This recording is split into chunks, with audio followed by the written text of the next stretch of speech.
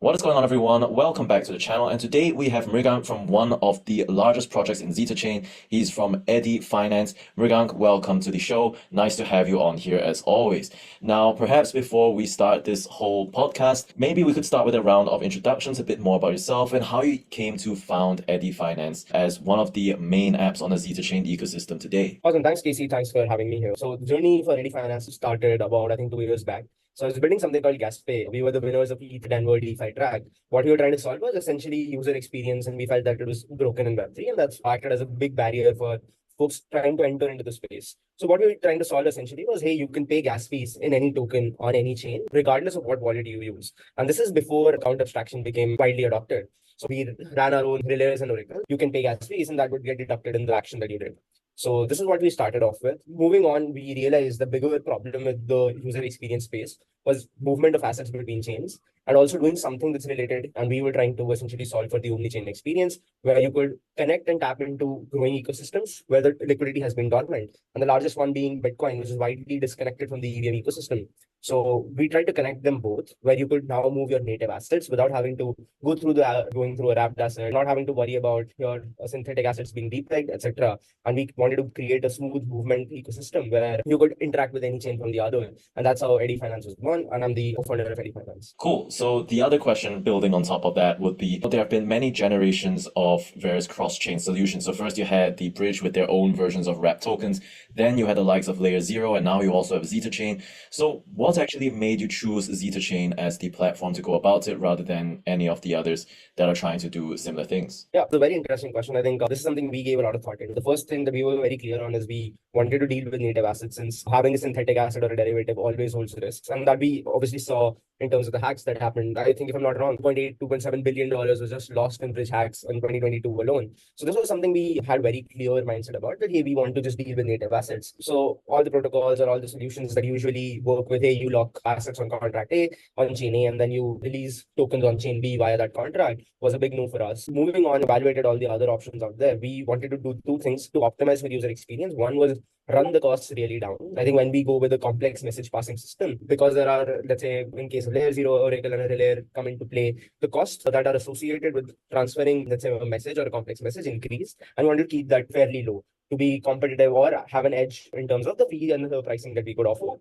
And that's where Zeta Chain kicked in with their TSS technology, and the way the architecture has been built. We were able to reduce the costs. And obviously, it comes with a trade-off in the number of chains you can expand to. But this was a call we wanted to consciously make. Second was, we wanted to tap into the BTC ecosystem primarily so that we could move the dormant liquidity and create, let's say, yield-bearing opportunities for those folks. And that's, again, why we doubled down on Zeta Chain. Cool. So from what I'm hearing, you are bringing in a lot of different ecosystems together. You have the Bitcoin ecosystem, you also have the EVM ecosystem, and then Zeta Chain has an ecosystem of its own as well. So the next question along those lines is, what are the measures that you have in place to ensure minimal slippage and best conversion rates, especially given how bridges have kind of struggled with that, especially in the earlier days? So I think this is another interesting aspect of us choosing Zeta Chain. So it has developed something called omni-chain smart contracts. That means instead of just having funds on two different contracts, we're able to do more complex calculations that are settled on the Zeta Chain layer itself. Now, what that has enabled us to do is bring a smart router into the picture. So what we're able to do is, essentially, I would draw an equivalent to saying, hey, if you're trying to swap your stable coins between, let's say, Binance Smart Chain and the chain, right? So you could now use the Curve algorithm to move across chains. So this is our stable swap algorithm, works very similar to what Curve does, but we are able to do it across chains. Similarly, when you're trying to move assets, let's say a pair of BTC and ETH, both these native assets could again come back, and our smart router could define a concentrated liquidity model. So our Eddy router, based on what the assets are, decides the algorithm that it goes through. And those algorithms we are able to run on omni-chain sort of format because of the omni-chain smart contracts. And that enables us to drive the slippage as well as the fees quite low compared to the others. Second is, because we do not rely on a very complex message passing layer, the cost for that is reduced. So you just incur a send transaction cost.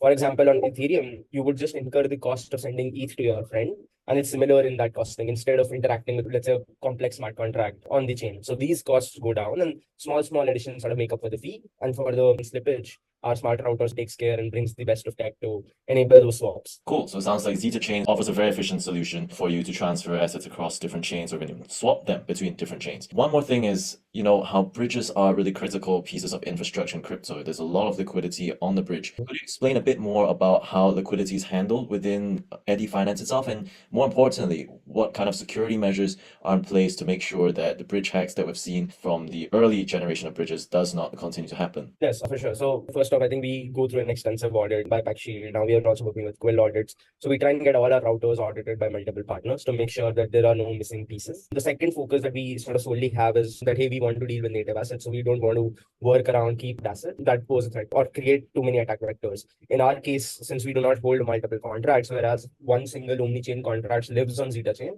and has the ability to call, let's say, multiple chains. In that architecture, what we essentially change is we reduce the number of attack vectors that exist.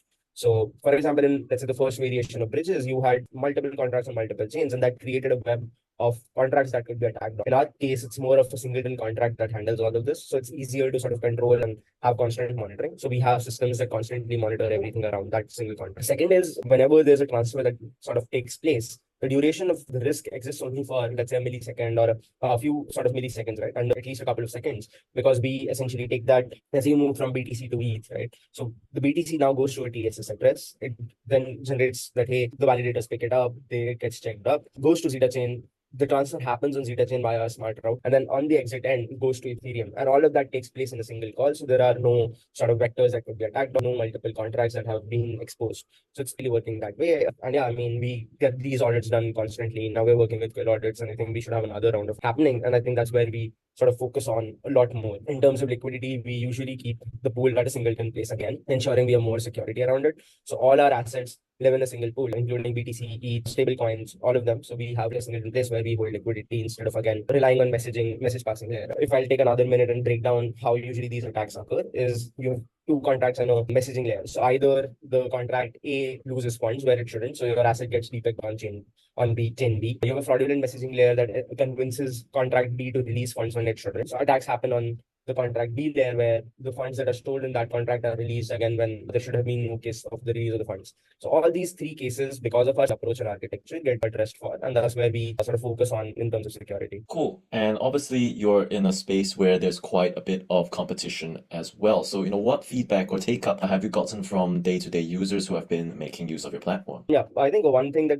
people have really enjoyed from our community is that fee structure that we have, or a final output in terms of infra cost gas, has been really low. So we have found a few core set of users who essentially love moving their assets via us, because we turn out to be cheaper in terms of our approach, and also fairly competitive in terms of speed. I think one place where we can improve is a lot more in terms of the throughput or the speed that we have, specifically for Bitcoin use cases. So we are now doubling down on sort of creating that avenue better. Second thing is that we try and be competitive in terms of, giving users an advantage. So we have been running few reward programs that come in that users can utilize, and sort of also make sure that, hey, there's no other opportunity cost of using a bridge like ours or having liquidity set in place. The one thing that I think we've gotten good feedback about from the liquidity providers that we have in our community is that, since built-in contract, that contract is used to serve both the cross-chain sort of swapping as well as swapping on Zeta chain. So the LPs get benefit earning fees from both the sides, right? So they earn whenever anybody bridges, and they earn whenever there's a swap that happens on Zeta chain.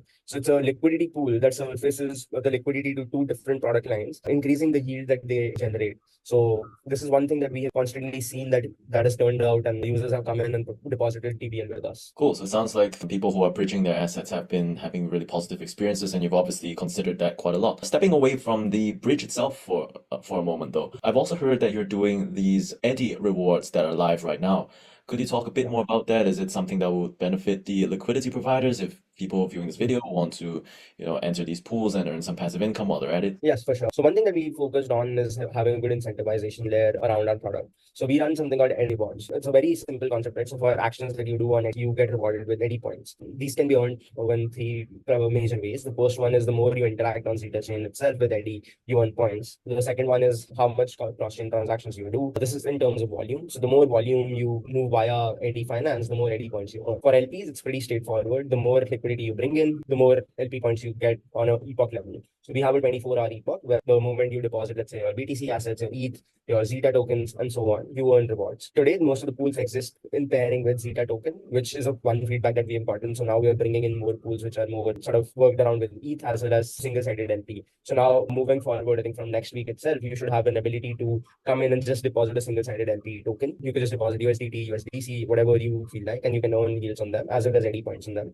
The last one is referral. So whenever you refer your friend, you get 10% of their points essentially transferred to you. So this is how we have designed the Eddy Rewards program. And for certain actions and certain milestones that you hit, you get multipliers on them. So we have 5 multipliers which can be stacked. So every time you essentially unlock them on the basis of some points. For example, the first one gets unlocked when you have 100 points. The second one gets unlocked at 1,000 points, 5,000 points, and so on. So every time you hit those milestones, you get essentially translate into Eddy score. And Eddy score is utilized by us when we sort of distribute rewards, and we're keeping a good chunk of rewards for the community. So that's how reward structure is sort of programmed. And adding on to just a small bit of it, for example, we got an allocation of Zeta tokens, which we are distributing 100% to the users. And we have used criteria of on-chain activity as well as Eddy points to sort of get that distribution done. Cool. So you talk a bit about the Eddy token as well as your TGE. Could you elaborate a bit more about that and what the utility of this token is that people could look forward to? Yes, for sure. So essentially, we are utilizing it as a governance token as well as adding layers to sort of where the rewards would flow. But it's still under construction. I think we should have something more concrete in the coming 2 weeks. We've been regularly talking about it in our community calls, but it's still taking shape. We're just taking in a lot of feedback from what users expect it to be. And since we are also building a more omni-chain sort of based future where it's just not limited to DEXs, we have few sort of levers where these tokens would make sense and sort of help the ecosystem grow, and obviously transition into a DAO where everything works on governance. Cool. So rounding out the interview now on a more personal note, what do you see as the most significant opportunity in Web3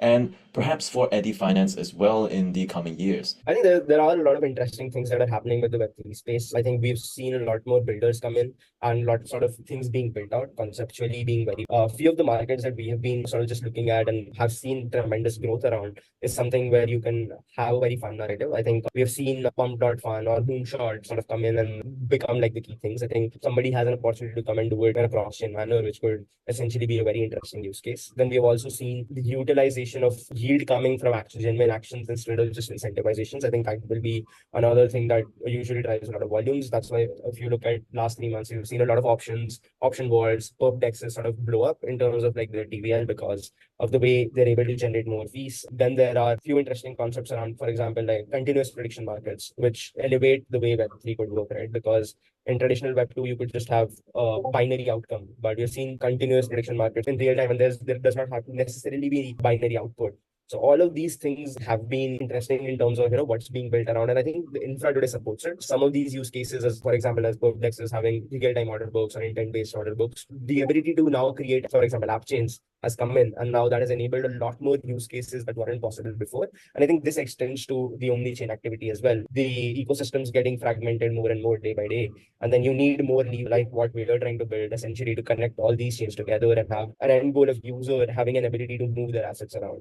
And on that vision, we are also now expanding and trying to build things like, hey, you could lend your BTC from a BTC wallet in a totally decentralized manner. And then if you want to interact with DeFi, you could just borrow something on the EVM chain and work it out, right? So we're trying to make a layer where the boundaries between chains sort of fade up. And to the end user, it becomes more of a centralized experience while still having all the ability and the good parts of being decentralized. Very nice. Sounds like a really exciting future that Web3 is seeing right now. And of course, definitely excited about what Eddy Finance is going to deliver in the near future.